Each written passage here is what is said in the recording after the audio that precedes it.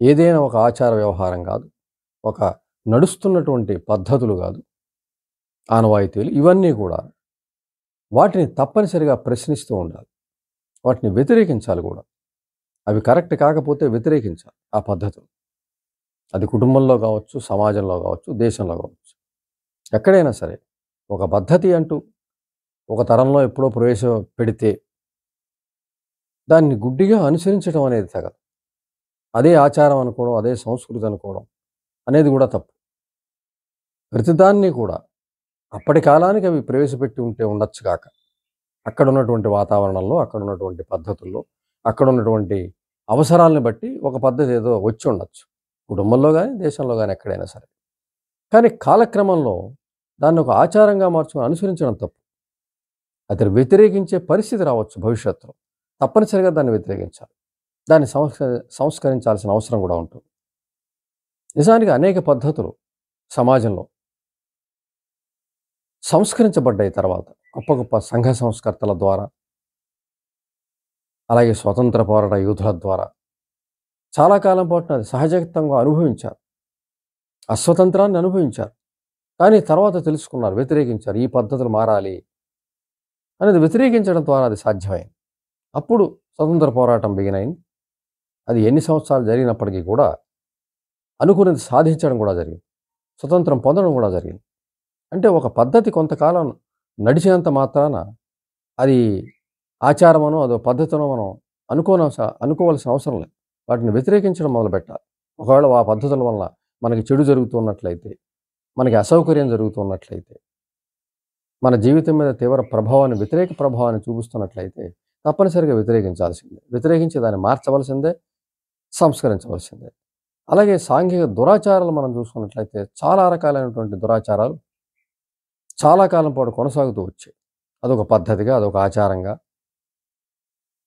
మనసు మీద తీవ్రమైన ప్రభావాన్ని చూసి మనసుని లొంగ తీసుకుని మనిషిని వేరే రకంగా ఆలోచించకుండా బహుకాలం పాటు అవి మనుషుల మనసు మీద పెత్తనం చేసి అటువంటి ఆచారాలు కానీ, అటువంటి పద్ధతులు కానీ ఏదో ఒక సమయంలో అది అవసరం కొద్దీ వచ్చినప్పటికీ కూడా తర్వాతే అది ఆచారంగా, అంటే దాన్ని మార్చడానికి మనిషి మార్పుని వ్యతిరేకించే మనస్తత్వం ఉండడం ప్రధాన కారణం. దైనందిన జీవితంలో కూడా ఏదైనా మనం చేసిన పన్నే చేసిన పద్ధతులు చేసుకుపోదాం అనిపిస్తుంది. కానీ అటువంటి పద్ధతి మంచిది కాదు.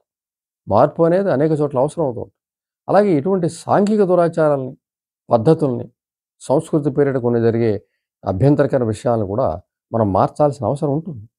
అటువంటి వాటి కోసం రచయితలు, కవులు, గాయకులు, మరి సంఘ సంస్కర్తలు ఎంతోమంది వాటిని వ్యతిరేకించి, వాటి మీద పోరాటం చేసి, మరి వాటిని సంఘం నుంచి దూరం చేసినందువల్లే మరి అనేక విషయాలు మనకి ఈ రోజున సాధ్యమవుతుంది.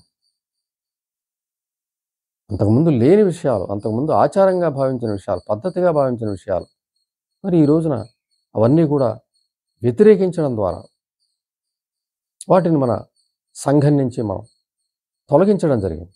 తద్వారా జీవితం మరింత ఉన్నతంగా వెలిగే పరిస్థితి ఉన్నది. ఆడపిల్లల చదువు కానీ, కులాలు కానీ, మతాలు కానీ, కొన్ని తీవ్రమైనటువంటి మూఢనమ్మకాలు కానీ, ఇవన్నీ కూడా మనము పోరాటం చేసి వాటిని వ్యతిరేకించే ముందు వాటిలో జరుగుతున్న అన్యాయాన్ని గ్రహించి తర్వాత వాటిని మార్చుకుంటూ వస్తున్నాం. అంచేత ఒక స్వతంత్ర పోరాటం నుంచి, ఒక సాంఘిక దురాచారాల నుంచి మనం వ్యతిరేకించడం ద్వారా మాత్రమే మనం వాటిని సంస్కరించి మనకు అనుకూలంగా మనం మార్చుకోగలిగానే విషయాన్ని మనం గుర్తించుకు తీరాలి. అంచేత ఎప్పుడైనా సరే ఒక పద్ధతి ఒక కుటుంబంలో కానీ, ఒక సామాజికంగా కానీ, ఒక దేశీయంగా కానీ ఒక పద్ధతి నడుస్తున్నప్పుడు ఆ పద్ధతిని మనం సమీక్షించుకోవాలి. సమీక్షించి వాటిలో ఉన్న కొంతకాలం అది కొన్ని పద్ధతుల్లో, కొన్ని సమయాల్లో అది అవసరమై ఉండొచ్చు. కానీ తర్వాత అవసరం లేకుండానే నడుపుతుండే పరిస్థితి వస్తుంది. మనసుని తీవ్రంగా ఆక్యుపై చేసేస్తుంది. మనసు మీద పెత్తనం చేసేస్తాయి ఆచారాలు, పద్ధతులు, సంస్కృతులు ఇవన్నీ కూడా. మూఢనమ్మకాలు మనసుని లొంగ తీసుకుని మనిషిని తనకి తగ్గట్టుగానే నడిపించే పరిస్థితి కూడా వాటికి ఉన్నది. అంత శక్తి ఉన్నది వాటికి, మనిషి బలహీనమైనప్పుడు. కానీ బలమైనటువంటి కొంతమంది దాన్ని వ్యతిరేకిస్తారు, దాన్ని ప్రశ్నిస్తారు. అది మారాలని ప్రయత్నం చేస్తారు. అది మార్చి తీరతారు కూడా. అటువంటి సంఘ సంస్కర్తలు మన దేశంలో పుట్టడం వల్లే, కవులు, గాయకులు వీళ్ళు పుట్టినందువల్లే, వీళ్ళకి ఆ వ్యతిరేకత ఆలోచన వచ్చినందువల్లే మరి వాటిని ప్రశ్నించారు, వాటిని తొలగించారు. అనేక పద్ధతులు మారి, అనేక సౌకర్యవంతమైనటువంటి, తగినటువంటి వాతావరణాన్ని ఈ రోజున కల్పించడం జరిగింది. ఆడపిల్లలు చదువుకుంటూ ఉన్నా కూడా, కులమతాల ప్రసక్తి లేదనుకుంటున్నా కూడా, మనం స్వతంత్రం సాధించామనుకుంటున్నా కూడా, అనేక సంస్కరణలు మనం చేసుకుంటూ మరి మంచి జీవితంలోకి మనం వెళ్ళడానికి ప్రధానమైనటువంటిది పద్ధతుల్ని, ఆచారాల్ని సమీక్షించడం అనేది చాలా అవసరం. అనేక సంస్కరణలు చేపట్టడం వల్ల ఈ రోజున మనం చూస్తున్న సమాజం మనకి సాధ్యమైంది. ఒకప్పుడు ఇలా సమాజం లేదు. ఒకప్పుడు ఈ రకమైన సమాజం లేదు. కానీ తీవ్రమైనటువంటి అప్పుడు తలుచుకుంటూ ఉంటే ఇప్పటికి ఆశ్చర్యకరమైనటువంటివి ఈ పద్ధతులు ఎలా పాటించారు, ఎలా ఉండగలిగారు, ఈ అన్యాయం వాళ్ళకి తెలియలేదా, ఇంత అన్యాయాన్ని ఎలా చేశారు, ఇంత కఠినమైన భావజాలాన్ని ఎలాగ ఆదరించారు అనే విషయం ఇప్పటికి ఆశ్చర్యం అయితే కలిగిస్తుంది. కానీ ఈ రకమైన భావజాలం మారినందువల్ల మాత్రమే మనకు ఆ విధంగా కనిపిస్తుంది తప్ప, ఆనాడు పరిస్థితుల్లో ఎవరూ కూడా అది తప్పుగా భావించాల. 99% మంది ఎవరో కొంతమంది మాత్రమే భావించినందువల్లే వాటిని సంస్కరించడం జరిగిందనే విషయాన్ని మనం గుర్తుంచుకు తీరాలి. అందుకే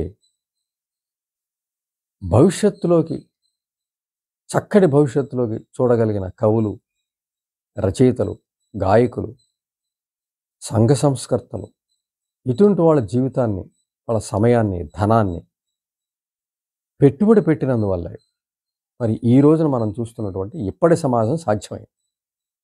ఒకసారి ఈ సమాజంలో ఉంటున్న మనము ఒకసారి సమాజాన్ని మనం తెలుసుకున్నట్లయితే ఎన్ని సంస్కరణలు జరిగాయి, ఎంత దారుణంగా ఉండేది అనే పరిస్థితి అనేది మనకి అర్థమవుతుంది. అంచేత అటువంటి పద్ధతుల్ని, ఆచారాల్ని ప్రశ్నించే పరిస్థితిలో మనం ఉండాలి, వ్యతిరేకించే పరిస్థితిలో ఉండాలి. అవి పనికిరానప్పుడు, అవి కాలం చెల్లినవైనట్టయితే అప్పుడే మనం కొత్త సుఖవంతమైనటువంటి సమాజాన్ని నిర్మించగలం.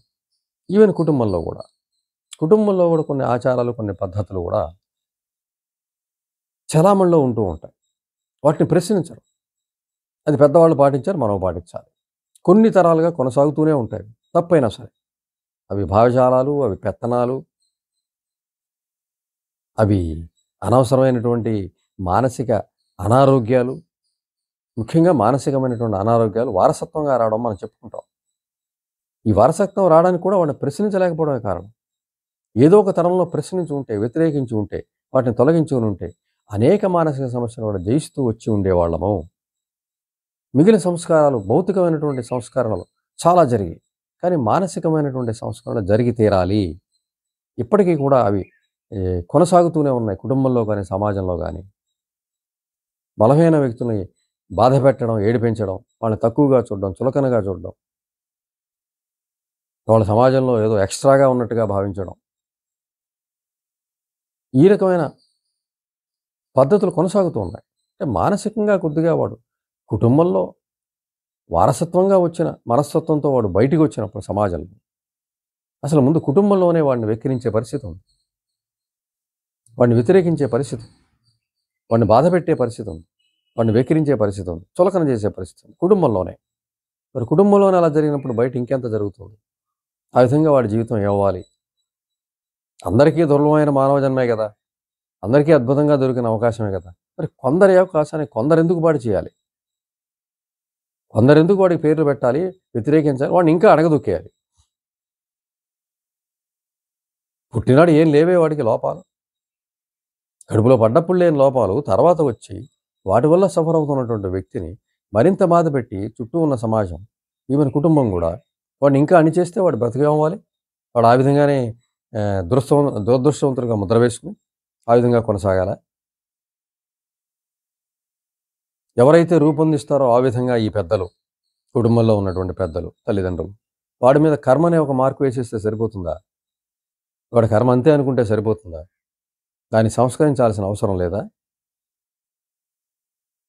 అంచేత జరుగుతున్న పద్ధతులు ఇవన్నీ కూడా మనం ప్రశ్నించకపోతే, ఇప్పుడు జరుగుతున్నటువంటి మానసికమైనటువంటి సంస్కరణలు మనకి జరగకపోతే మనసు యొక్క శక్తిని వినియోగించుకోలేము.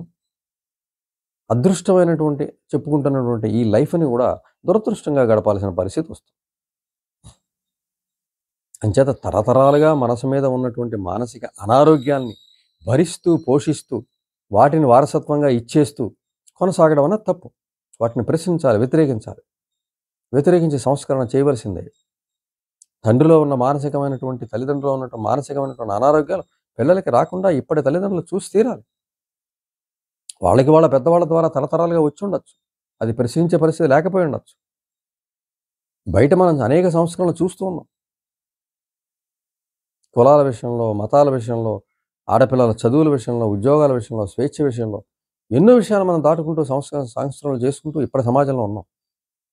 మరి ఇవి ఇప్పుడు ఈనాడు ఉన్నటువంటి మానసికమైనటువంటి అనారోగ్య వాతావరణాన్ని ప్రశ్నించకపోతే, వాటిని కొనసాగిస్తూ ఉంటే ఎన్ని తరాలు ఇలా బాధపడాలి? తప్పనిసరిగా ఒక తరంలోనైనా తల్లిదండ్రులు మేల్కొని తమలో ఉన్న లోపాలని సవరించుకుంటే తప్ప అక్కడితో ఆగదు. వారసత్వంగా కొనసాగే పరిస్థితి కొనసాగించడానికి వీల్లేదు.